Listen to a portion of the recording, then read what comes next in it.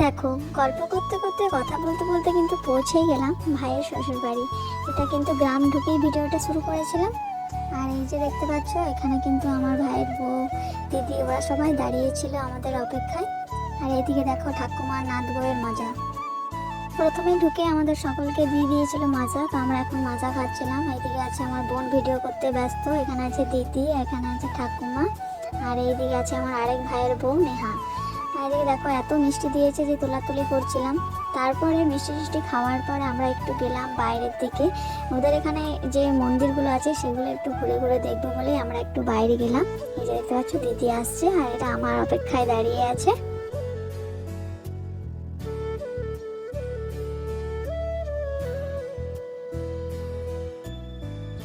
তো সবার প্রথম আমরা এই মন্দিরগুলোতে চলে এসেছিলাম। তো এখানে শিব মন্দির, বিষ্ণু মন্দির আর জগন্নাথ মন্দির একসাথেই আছে। তো এই যে মন্দিরটা হচ্ছে, এটা হচ্ছে জগন্নাথ মন্দির।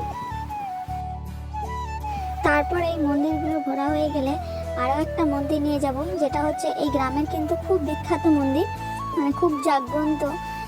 পুজোর সময় মানে এত ভিড় হয় ওই মন্দিরটায়, পুজোর সময় তো আসা মানে হবেই না। তো তাই ভাবলাম যে ফাঁকা সময় আমরা দেখে আসবো। তো এখন যাচ্ছি সেই মন্দিরটায়, ধর্মরাজ ভিতরে গিয়ে মূর্তিটা দেখাচ্ছি। এই যে দেখো ধর্মরাজ, বাবা ধর্মরাজ। এটা পুজোর সময় তো আর দর্শন করা হবে না, তাই ফাঁকা সময় এসেই দর্শন করে নিলাম।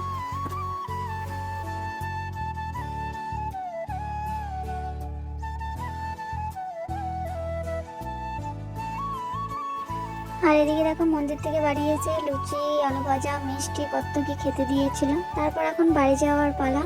তো বাড়ি যাচ্ছি, শুক্লাকে টাটা করে দিলাম। তো ভিডিওটা এই পর্যন্ত ভালো লাগলে অবশ্যই লাইক, কমেন্ট আর সাবস্ক্রাইব। টাটা।